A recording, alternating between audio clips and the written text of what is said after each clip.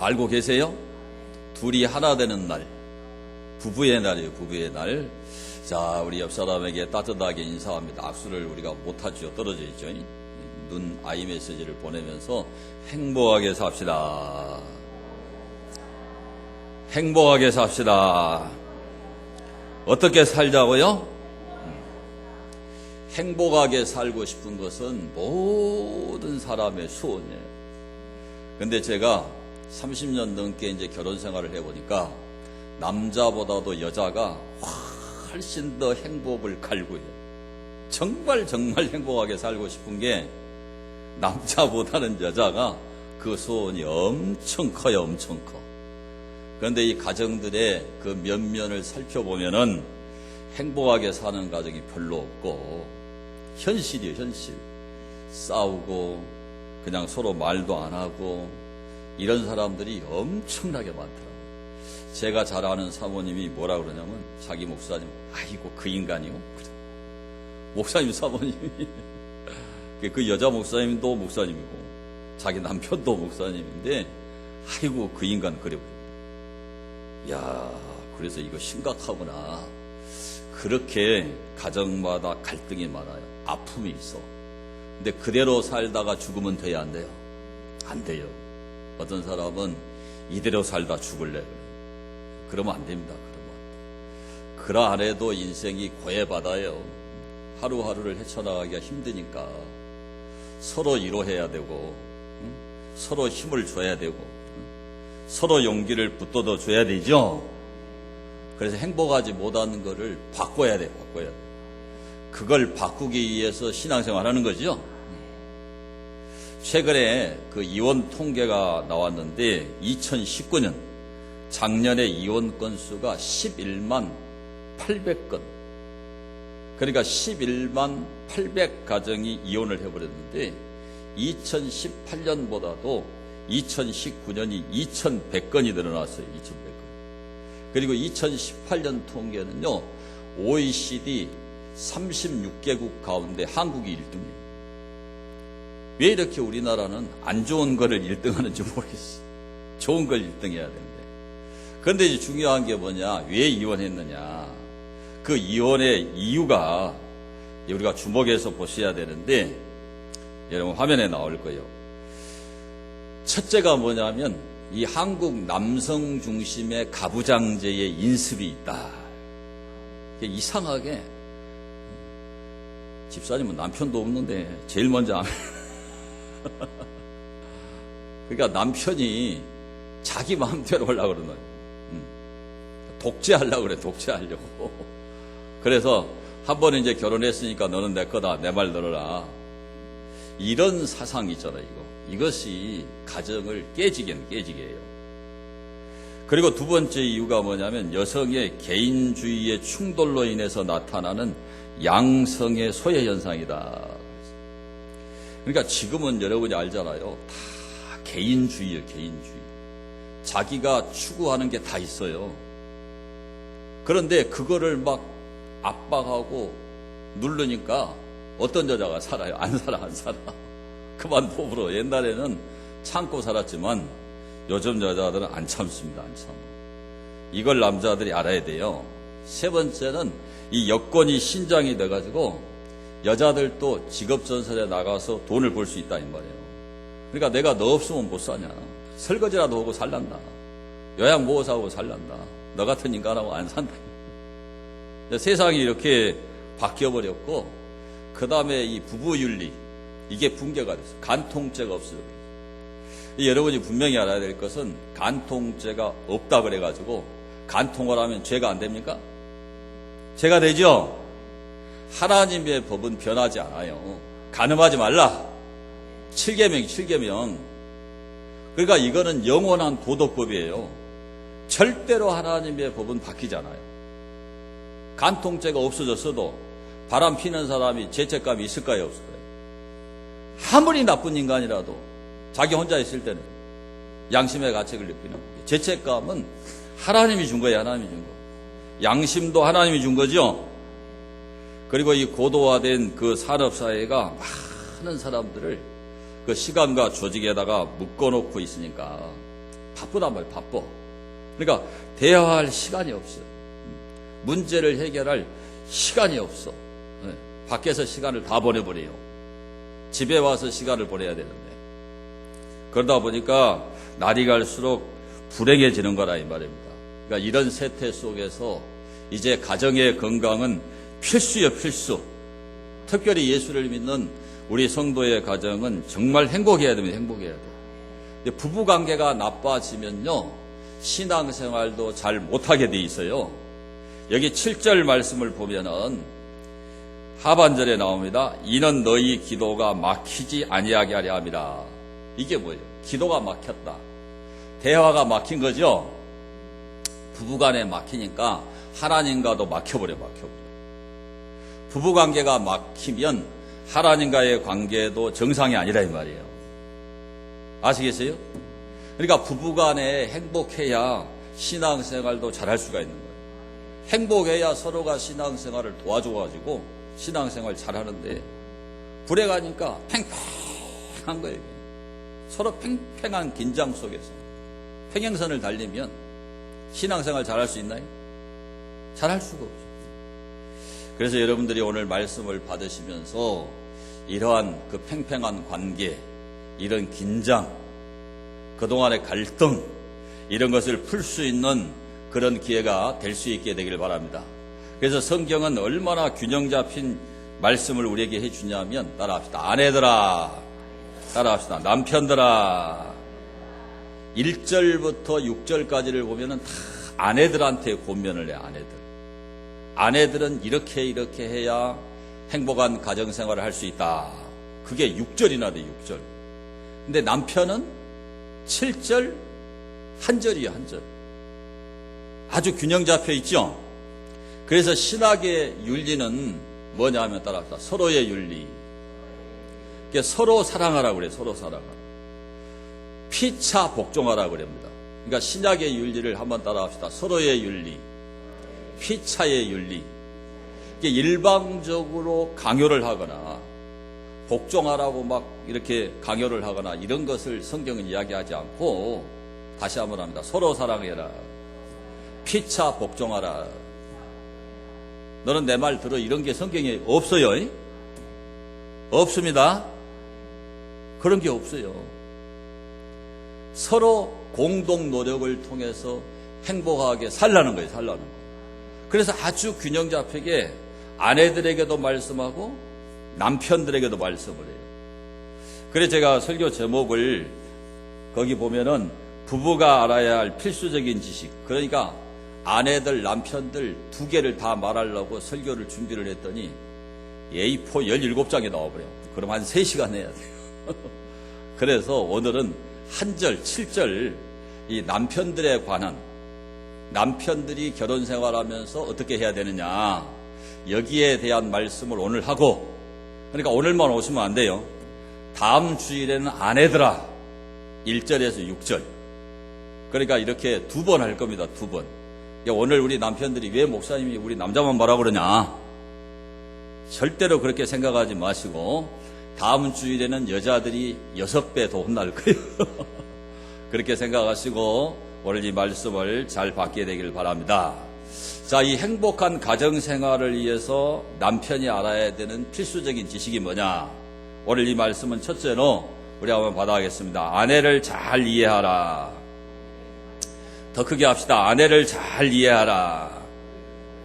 자, 7절 말씀에 남편들아 이와 같이 지식을 따라, 이 말이 나오죠. 지식을 따라. 이 지식을 따라, 이 말이 참 중요한 얘기인데, 결혼하기 전에 여자에 대한 이해를 잘 해야 돼요. 그러니까 결혼 예비 교육을 받은 사람들은 결혼 생활을 잘해요. 그런데 다른 교육은 다 받고 결혼 생활을 어떻게 해야 되느냐, 이런 교육을 받지도 않고 책 한 권 안 읽고 이렇게 결혼하면 갈등이 많이 생겨요. 그래서 제가 대전에서 10여 년 목회했는데 IBF에 협력 간사로 있으면서 충남대 또 카이스트 아이들을 결혼 예비 교육을 많이 했어요. 근데 그 아이들은요 안 싸워요. 안 싸워. 싸워도 새벽 2시에 전화해가지고 우리 집을 찾아와. 왜? 내가 결혼 주례를 했어. 싸우더라도. 근데 거의 안 싸우고. 갈등이 거의 없고 결혼 생활을 잘 하더라 이 말이에요.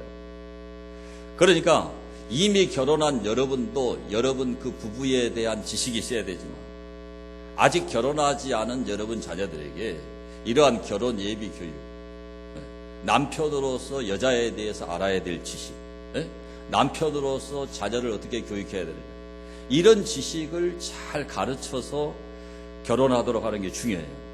딸에게도 남편이 어떤 존재인지, 남편을 어떻게 섬겨야 되는지, 이게 굉장히 중요해요. 이것을 지식을 따라, 지식을 따라 이 말은요, 의역을 하면은 따라합시다. 잘 이해하라. 그러니까 남자와 여자는 본질적인 차이가 있어. 틀리죠? 남자와 여자는 틀리죠, 틀려. 외모만 틀린 게 아니라요, 근본적으로 틀려. 그러니까 하나님이 남자와 여자를 창조한 거예요. 근데 서로 완전히 다른데 두 사람이 하나가 돼가지고 하나님이 창설하신 가정을 이끌고 가도록 하나님이 그렇게 한 거예요.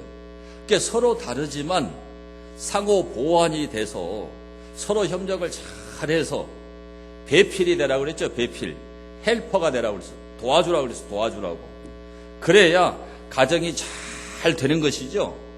그래서 이 지식을 따라 이 말은 화면에 나오지요. 사려가 깊어서 상대방의 입장에 서서 이해하는 거. 누구의 입장에 서서?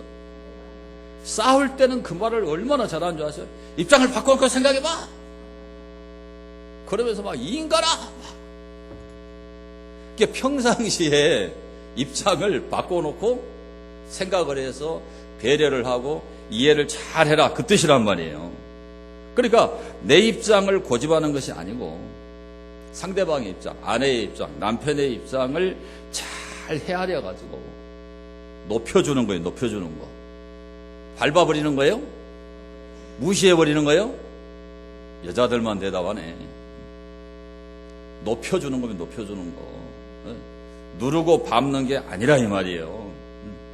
여자의 입장을 잘 이해해야 되고 영적인 필요, 감정의 변화까지도 세심하게 살피고 배려하는 것이 바로 이해하는 겁니다. 이해하는 거. 그러니까 남편들이 결혼 초기에는요, 알아서 해 그러고 네 맘대로 다 해 그러고 다 이해하고 잘하는 것처럼, 시간이 지날수록 그런 것들이 다 사라져가지고 이 아내의 생각도 무시해버리고 아내의 요구도 묵살해버리고 이렇게 되는 겁니다. 그때부터 불행해지는 거예요. 요구를 잘 들어주면은 사람이 마음이 열리죠. 근데 여러분 무시당하면 기분이 엄청 나빠, 엄청 나빠. 무시당할 때 기분이 엄청 나쁘죠? 그럼 그때부터 어떻게 되나요? 소통이 단절돼버려.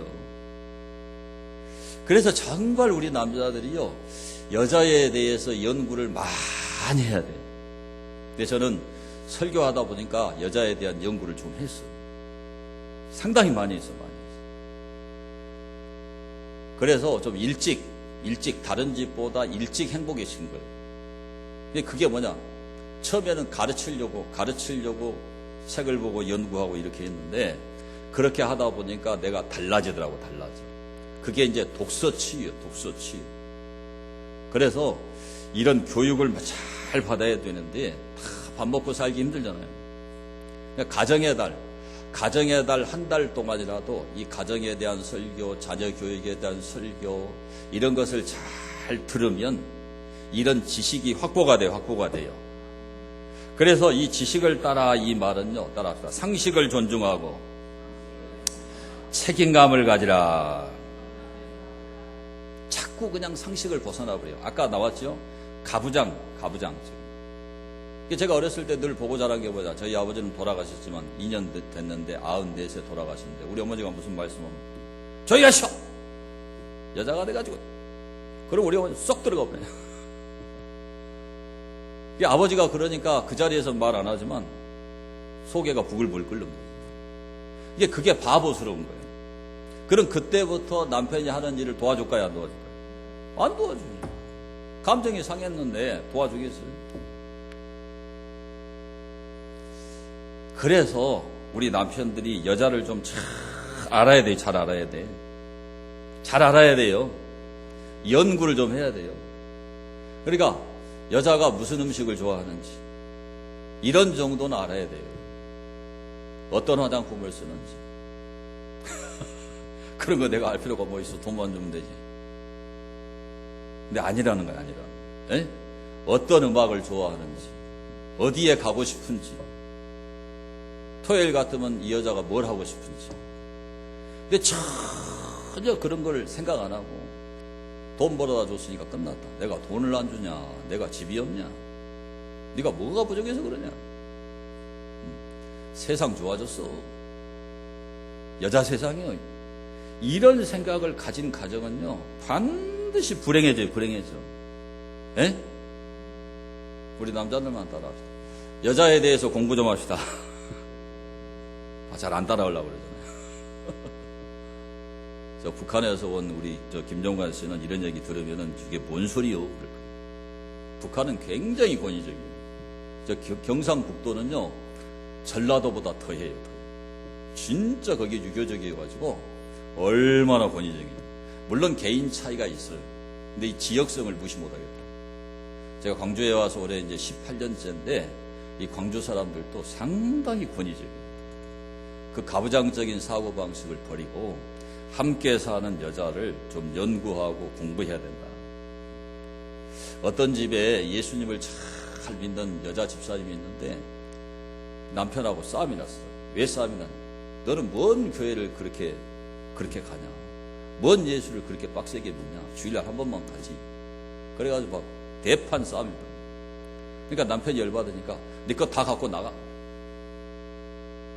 그러니까 여자가 가서 큰 캐리어를 끌고 오더니 문을 활짝 자크를 다 열어가지고 내 가져갈 거 한 개밖에 없어. 빨리 당신 여기 들어가.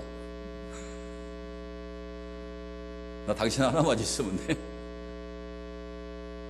그렇게 싸웠는데 자기를 가져가겠다고 가방에 들어가라고 하니까 이 남편이 그냥 미안해가지고 어쩔 줄 모르고 잘못했다고 빌었다는 거예요. 그게 여자의 마음이라니까요. 에? 우리 예수님 믿는 여자들은 대부분이 다 그래요. 제가 오랜 동안 목회를 하면서 여자를 남자보다 더 많이 상대했어요. 여자들 마음이 그래요. 특히 예수님 믿는 여자들은요 남편을 미워하거나 뭐 남편을 저 인간 잘 안 그래요.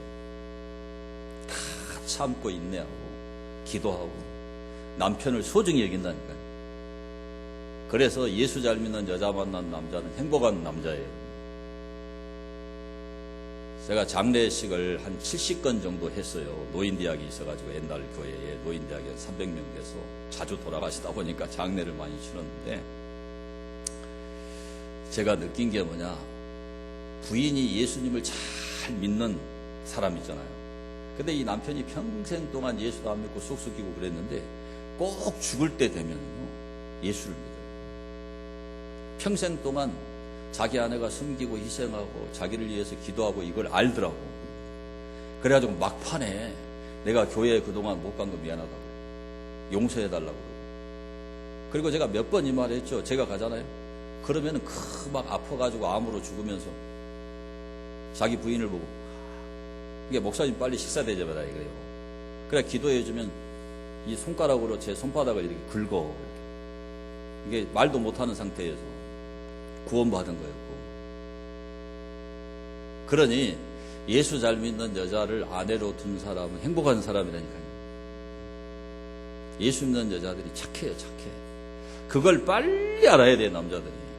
에? 어떻게 하든지 가정을 위하고 가정을 지키고 가정을 행복하게 만들려고 애쓰는 여자가 예수 믿는 여자라니까요. 그런 여자인 것을 우리 남편들이 빨리 알아야 된다. 여자를 잘 이해해야 된다. 그런 지식을 가져야 된다. 알았죠? 자, 두 번째는 이 아내가 있는 곳에 언제나 함께하는 남편이 돼야 돼요. 여기 7절 중반절을 보시면 남편들아 이와 같이 지식을 따라 너희 아내와 동거하고 그래. 동거라는 말. 이게 함께 사는 거죠. 거처를 함께 하는 거죠. 이 동거라는 게 무슨 뜻이냐? 부부 생활을 의미하는 부부 생활. 하나님이 왜 결혼하게 했느냐? 이 성생활이라는 그 끈에 의해서 부부가 연결되는 거예요. 네. 그러니까 결혼한 사람들은요, 건강한 성생활을 해야 되는 거예요. 어떤 분들은 정신적으로 사랑한다 막 이래요. 근데 아니에요. 하나님의 육체 관계를 통해서 서로 부부인 것을 확인하고 서로 하나가 되게 한 겁니다, 여러분. 그래서 고린도전서 7장 4절 말씀을 보시면은 남편이 아내의 몸을 주관한다. 아내가 남편의 몸을 주관한다. 자기 마음대로 못한다. 그러니까 이 얘기는 무슨 얘기냐? 성적인 요구를 들어주라는 얘기예요. 들어주라는. 그러니까 옛날에 우리가 한 10년 전에 선우건 목사님이 우리 교회에 와서 부흥회를 했죠. 여러분 생각나실지 몰라. 그때 여자 집사님들, 권사님들한테 따라하라고 그랬어요. 한 번 더 따라해 볼까요? 몸 바쳐 충성하자. 남자만 좋아하는 것 같아요. 하나님이 건강히 허락하는 한 성생활을 하라고 했다 이 말이죠. 그러니까 그 유대인들은요, 성생활을 굉장히 중요하게 생각합니다. 정신적으로만 사랑하는 게 아니다 이 말이죠. 건강히 허락하는 한 육체관계를 맺어서 부부임을 확인하면서 사는 것이 결혼생활이다. 이 동거라는 말이 부부생활을 이야기한 것이다. 그러니까 서로의 성적 욕구를 채워줄 수 있는 사람은 누구냐? 그 자기 남편밖에 없어요. 자기 아내밖에 없다고요. 그러니까 제가 이 말을 수십 번 하는데 성경에 이 알다, 안다라는 그 야다라는 말은 그 남편이 그 아내 말을 안다. 그 아내는 그 남편만 안다. 따라합시다. 독점적인 암. 독점이요, 독점. 천국 갈 때까지 그 남편, 히브리어에 하가 붙어 있는데 그 남편은 그 아내, 결혼한 자기 아내만 성적으로 알아야 돼. 독점이에요, 독점. 예? 하가 붙어서 하가 영어의 정관사 덜하니까요. 그 아내는 그 남편만 알아야 된다. 그러니까 성적 욕구를 채워줄 수 있는 유일한 존재는 자기 남편, 자기 아내 외에 있으면 안 되죠. 그거는 간통죄가 없어졌으니까 죄가 안 된다가 아니라 회개 안 하면 지옥 가요, 지옥 가. 예? 따라합시다. 회개 안 하면 지옥 간다. 여자들만 좋아하는 것 같아요. 이게 성경이에요, 성경. 그래서 동거한다는 것은 이러한 부부 생활을 건강에 허락하는 한 잘하면서 살아라. 그게 부부를 연결시키는 끈이요, 끈. 하나님이 그 성을 선물로 주셨다 그 말이에요. 그게 동거한다는 뜻입니다.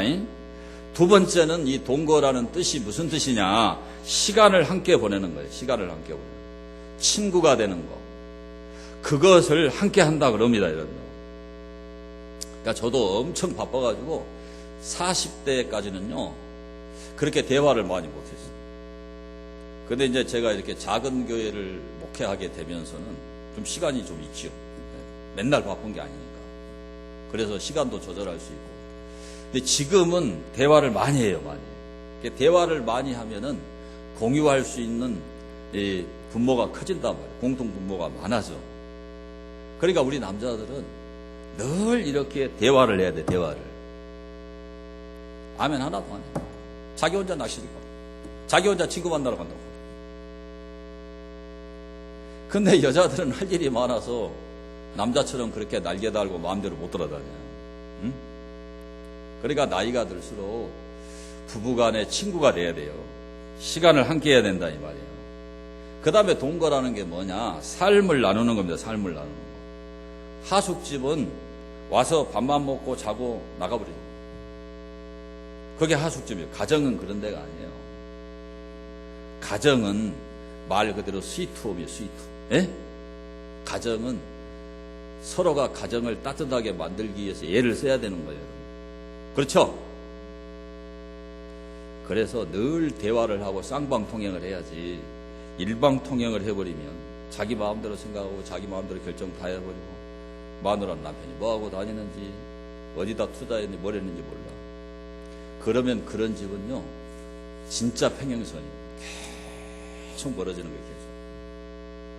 그러니까 아무리 작은 것이라도 우리 남편들은 아내와 꼭 상의할 수 있게 되기를 축원합니다. 그래서 이 동거라는 그 말, 동거하고, 너희 아내와 동거하고 그랬는데, 이 관주 성경을 보면은요, 여기에 창세기 2장 24절이 관주 성경이 딱 나와 있어요.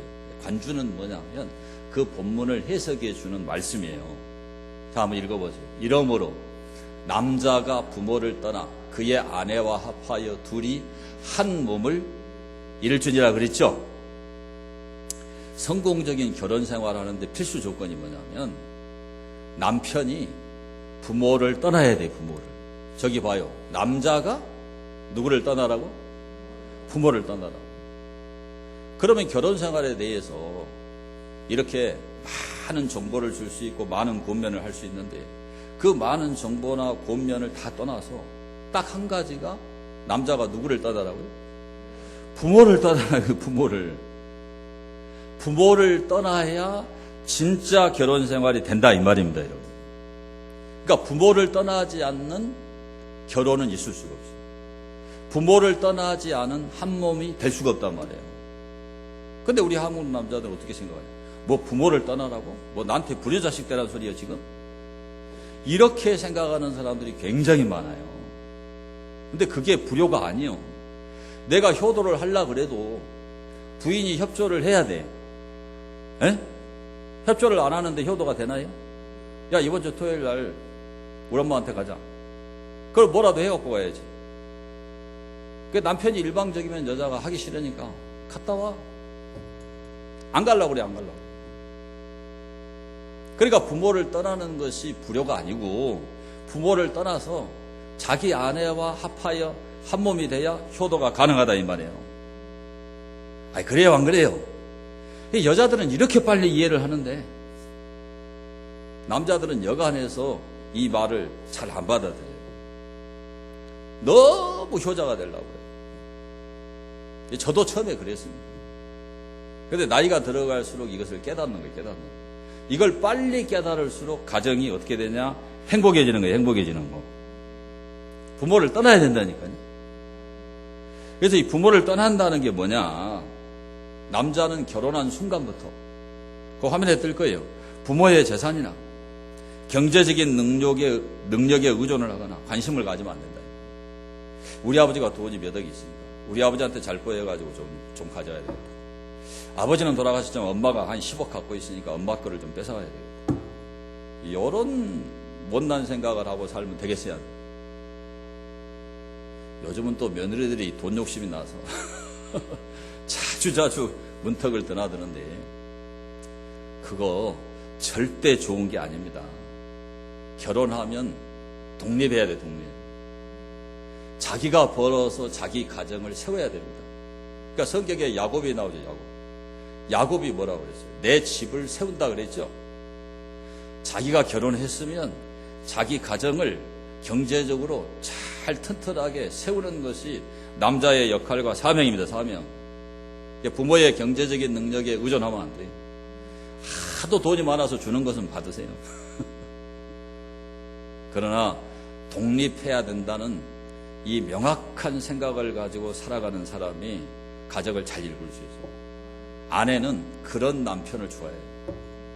자꾸 부모에게 손 벌려가지고 가져오는 거 철없는 여자가 좋아하지, 정신이 똑바로 박힌 여자는 그런 남자 좋아하네.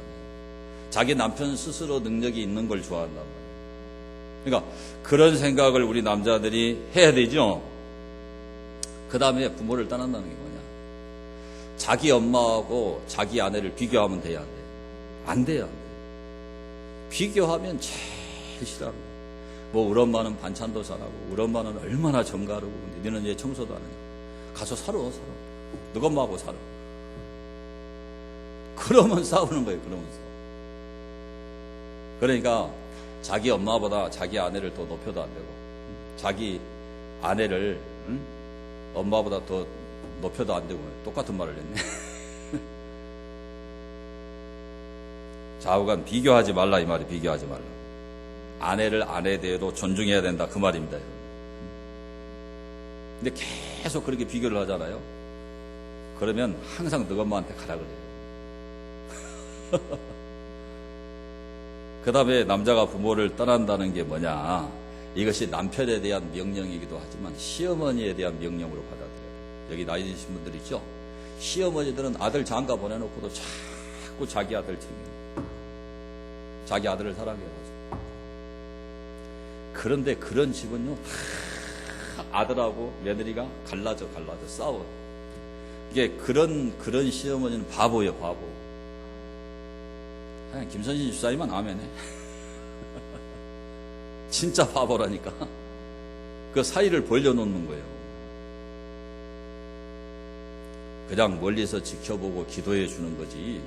다 그냥 간섭을 하고, 자꾸 며느리한테 간섭하고, 자꾸 자기 아들 보고, 야, 너가 마누라 이것 좀 고쳐라 그러고, 뒤에서 쑤시고. 그 집 깨져요, 깨져. 그거 아주 지혜롭지 못한 거예요. 반대로, 이렇게 부모를 떠난다는 것은 여자도 부모를 떠나야 돼요. 또 여기는 또 아멘 안 하면 안 돼요. 그냥 싸우면 친정으로 가버려요. 기분 나쁘면 친정으로 가버려요. 근데 그거를 받아주면 안 돼요. 옛날 우리나라 사람들이 잘 가르쳐서 출가 외인, 이게 진리입니다. 진리. 싸워도 너들끼리 싸우고, 문제가 있어도 너들끼리 해결해라. 너가 좋아서 결혼했으면 너가 알아서 해라. 이렇게 가르쳐야 된다. 아멘 하세요. 우리 할머니들 다 아멘 하세요.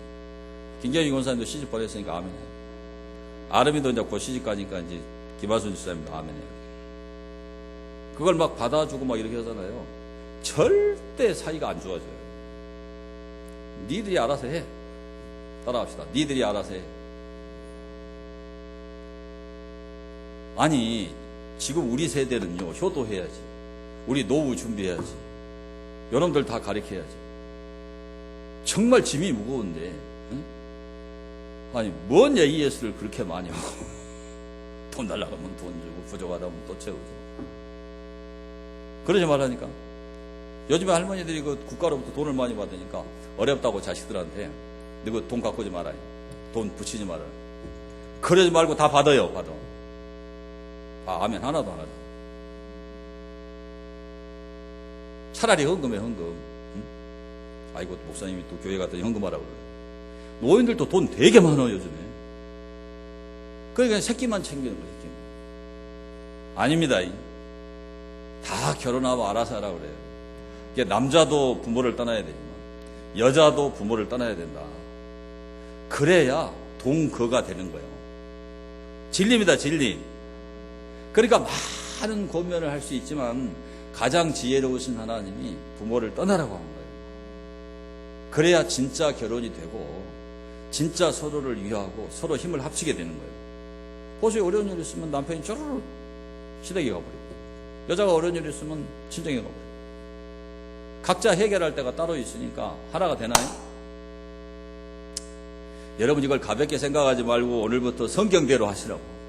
에? 그래야 동거가 가능해지는 겁니다. 자, 마지막 세 번째로 아내를 존귀하게 여기는, 존귀하게.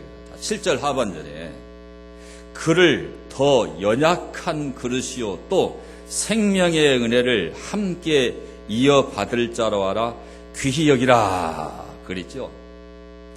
여자는 약해요, 약해. 예? 오 약한 자여 그대의 이름이 뭐라고? 그거 모르는 사람 없죠? 셰익스피어가 한 얘기죠. 오 약한 자여 그대 이름이 누구라고요? 여자예요, 여자. 그러니까 셰익스피어도 성경을 알고 있는 거예요. 여자는 약해요, 약해. 그 약한 자라는 것을 남자들이 알아야 돼요. 그러니까 남자는 여자를 보호해야 돼요. 옛날에 조집사라고 있었는데 가끔씩 이제 산을, 자기 부인 집사님하고 제가 산을 좋아하니까 산을 가잖아요. 그 어느 날 뭐라고 그러냐면, 목사님하고 산에 가지 마라. 뭐 짐승이 나타나고 목사님이 안 지켜줄 걸 사모님만 지키고. 농담이지만 우리는 남자들은 여자를 보호하는 보호자예요, 보호자. 아멘 좀 해요. 원래 남자들이 아멘을 잘 안 해요. 생명의 은혜를 함께 이어받을 자다. 천국에 함께 갈 사람이다 이 말이에요. 그래서 이런 여자를 귀히 여겨라고 그랬는데요. 자, 이 배우자는 누구냐? 동반자예요, 동반자. 따라합시다. 배우자는 동반자다. 그래서 제가 동반자를 설교 준비하면서 사전을 찾아봤더니 국어사전에 화면에 뜰 거예요. 어떤 행동을 할 때 짝이 되어 함께하는 사람, 그게 동반자죠. 근데 두 번째 2번이 이렇게 되어 있습니다. 어떤 행동을 할 때 적극적으로 참가하지는 아니하나 그것에 동감하면서 어느 정도의 도움을 주는 사람, 이렇게 되어 있더라고요. 나는 2번은 별로 안 좋아해요. 국어사전이 저렇게 되어 있어서 그런데 뭐 2번 정도만 돼도 갈라서진 않겠지. 그런데 여러분 1번에서 끝나야 돼. 1번. 응? 진짜로 하나가 돼서 살아가야 되죠. 서로 하나가 되면 존경하게 돼 있어요. 에? 귀히 여기게 돼 있다 이 말이에요. 그래서 여기에 보세요. 표현이 얼마나 정확한가. 따라합시다. 귀히 여기라. 이 귀히 여기라가 무슨 뜻이냐? 명예를 준다는 거예요. 명예를. 그러니까 어떤 좋은 일이 있을 때 아내에게 명예를 주는 거예요. 아내에게 명예를 주는 거예요. 제가 우리 집에서 이제 일어난 일인데, 저는 이제 목사다 보니까 설이나 추석이 되면 여러분들이 뭐 선물이라고 어떤 사람이 뭐 생선도 갖다 주고 고기도 갖다 주고, 그러면 우리 둘밖에 없으면 그걸 다 먹겠어. 그러니까 이제 싸가지고 이제 가잖아요. 그러면 우리 집 사람 가만히 있으면 되잖아. 집에 가고 꼭 성도님이 가져왔다. 근데 그 말 하지 마. 뭐 하려고 그 말을 해. 그냥 가만히 있으면 자기가 한 것이 되죠. 그러니까 나는 그렇게 해주고 싶은데 우리 아내는 너무 정직해가지고요. 뭐 다른 분이 도와줘가지고 반찬 이렇게 하고 또 자기가 반했잖아요. 그럼 우리 권사님이 해줬다 이러는 거야. 그 말 하지 말라니까. 그 말을 뭐 하려고 하냐고 내가. 근데 너무 정직해서. 그러니까 늘 공을 아내에게 돌리는 남자가 지혜로운 남자. 특히 시댁에 가서 공을 아내에게 돌려버리면 무진장하게 좋아져 버려요. 에? 그래요, 안 그래요? 김선진 집사님 지금 남편도 돌아가셨는데 계속 혼자 하면 공을 항상 아내한테 돌려야 돼요. 그러니까 옛날에 집안이 잘 되면 며느리가 잘 들어와서 그러더라고요. 우리나라 사람들이 정말 지혜로워요. 다 진리요, 그게. 우리 남자들은 꼭 그렇게 해야 돼. 이 귀히 여겨라 이 말이 존경하라는 뜻이 존경하라. 그런데 이 귀히 여기라 이 말이 원문 성경을 보면요, 스승을 대할 때, 제자가 스승을 대할 때 아주 가까운 관계지만 두려운 마음으로 대하지요. 그게 존경이에요. 스승을 존경해야 되잖아요. 제가 괜히 이런 말을 하는 게 아니라 최근에 이렇게 계시록 한 50년 연구하신 분에게 제가 그 말씀을 배우면서 그분에게 와이셔츠도 사다 드리고 신발도 사다 드리고, 저는 그래요. 밥도 많이 샀어. 왜? 많이 제가 배웠거든요. 존경해야 돼. 제가 어느 날 계산을 해봤어요. 죽을 때까지 우리 집사람에게 밥을 몇 그릇이나 얻어먹을까 계산을 해보니까 죽을 때까지 한 3만 그릇을 얻어먹어야 돼요. 근데 지금 한 2만 그릇을 얻어먹었는데 평균적으로. 근데 제가 옛날에 큰 교회 시부할 때는 뭐 집에서 밥을 먹는 경우가 드물고 하도 바쁘니까 밖에서 많이 먹죠. 약속이 바빠. 그런 걸 빼도 하여간 거의 뭐 15,000 그릇 이상은 얻어먹었어요. 근데 이제 앞으로 이제 나이가 들면은 이제 또 얻어먹어야 되는데, 제가 결심한 게 뭐냐, 은퇴를 하면, 70에 은퇴를 하면 내가 밥을 하려고. 여자들은 김경희 원사님 제일 빨리 합니다. 그 열이책을 하나 사다 놓고 가끔씩 맨날 보는 건 아니고, 내가 못하게 하면 나 못하게, 당신이 나 열심히 하라고 그래. 별로 할 거 없으니까. 그래도 자, 여러분 하라고 하는 거예요. 밥 먹기 전에 반찬통 다 꺼내고 쟁반에다 저 갖다 놔두고, 끝나면 또 다 덮어서 냉장고에 집어넣고, 요 설거지할 거 다 갖다가 싱크대에 갖다 놓고. 이게 이제 습관이 됐어요. 그래서 어디 가도 그래. 그러니까 다른 분들이 목사님 완전히 그냥 몸에 뱄구만. 진짜 몸에 뱄어요. 옛날에는 그랬냐? 안 그랬어. 근데 여자들이 잔손이 엄청 많이 가잖아요. 근데 그 정도만 해주는데 시간이 어느 정도 걸리냐? 2분에서 3분밖에 안 걸린다. 에? 우리 남자들 잘 들으셔. 그거밖에 안 걸린다니까. 근데 그 정도만 도와주면 엄청나게 편해져 버린다. 우리 남자들 아멘이 나와야 되는데. 아니, 교회 다니면 뭐 하냐고. 예수 믿으면 뭐해. 뭐 바뀌는 게 있어야지. 따라합시다. 교회 다니면 뭐해. 바뀌는 게 있어야지. 얼마나 안 해주면 여자만 따라하잖아. 진짜 같이 살기 때문에요. 그런 부분을 좀 바꿔야 돼요. 바꿔야 돼요. 여자를 존경하라고 그러면 콧방귀 끼요. 뭐 여자 세상인데 뭐. 그런 그 고리타분한 그런 사고방식을 갖고 있으면요. 정말 영원히 자기 부인에게 존경받을 수 없어요. 그러니까 나이가 먹고 할아버지가 되고 막 수염이 나고 그래도 소리나 지르고 막 그런 사람들 있잖아요. 절대 대접 못 받아요. 제가 그런 그 노인들을 보면서 불쌍했어요. 따라합시다. 나이가 사람을 가르친다. 무엇이 사람을 가르친다고? 그럼 나이가 좀 먹었으면은 많이 보고 배우고 듣고 그러면 좀 바뀌어야 되지 않나요? 안 바뀌는 거야, 막. 소리나 치고, 막, 다 권위의식 가지고 막 누르고. 자식들도 얼마나 웃긴 줄 알아요, 부모들이? 자식 거는 다 자기 건줄 알고. 막 손자한테도 막, 윽박 지르고, 막 뭐라 그러고.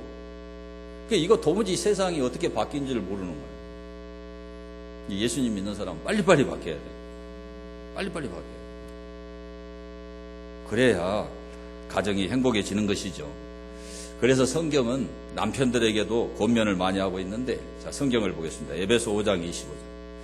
남편들아, 아내 사랑하기를 그리스도께서 교회를 사랑하시고 그 교회를 위하여 자신을 주신같이 하라. 그러죠.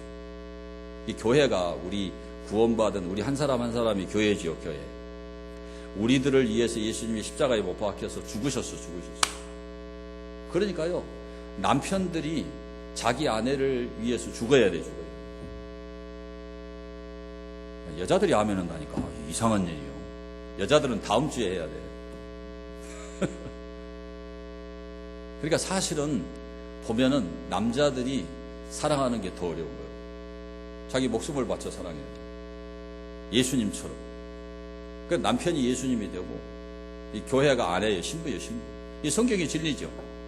그러니까 성경 진리대로 고면을 하지요. 이거 진짜로 어려운 거예요, 어려운 거. 자, 골로새서 3장 19절. 골로새 3장 19절. 자, 함께 읽습니다. 남편들아, 아내를 사랑하며 괴롭게 하지 말라. 진짜 나쁜 남자 많아요. 여자를 얼마나 괴롭게 하고 힘들게 하고. 머리통 싸매고 들어 누울 정도로 여자를 괴롭게 한 남자들이 이 세상에 많아요, 많아. 나쁜 놈 많아. 괴롭게 하면 심판받습니다, 심판받아. 그렇게 괴롭히지 않는 여러분 되기를 축원합니다. 자, 데살로니가전서 4장 3절 보겠습니다. 하나님의 뜻은 이것이니 너희의 거룩함이라 곧 음란을 버리고 각각 거룩함과 존귀함으로 자기의 아내 대할 줄을 알고 하나님을 모르는 이방인과 같이 세욕을 따르지 말라. 이 일에 분수를 넘어서 형제를 해하지 말라. 그러니까 다른 가정의 여자를 범하는 것, 유부녀를 범하는 것을 이 일에 분수를 넘어서 형제를 해하지 말라. 그 말입니다. 그 말. 이는 우리가 너희에게 미리 말하고 증언한 것과 같이 이 모든 일에 주께서 신원하여 주심이라. 바람 피는 것에 대해서 얘기한 겁니다. 바람 피고 회개하지 않으면 지옥 갑니다. 지옥. 회개를 전제를 했어요.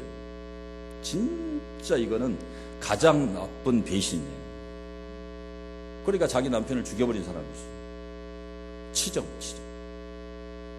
그냥 그 배신감을 견디지 못해서 죽였고. 내가 이 세상이 잘못된 거예요. 간통죄를 없애면 돼야 안 돼요. 저는 대통령이 바뀌어서 이거 바뀌었으면 좋겠어요.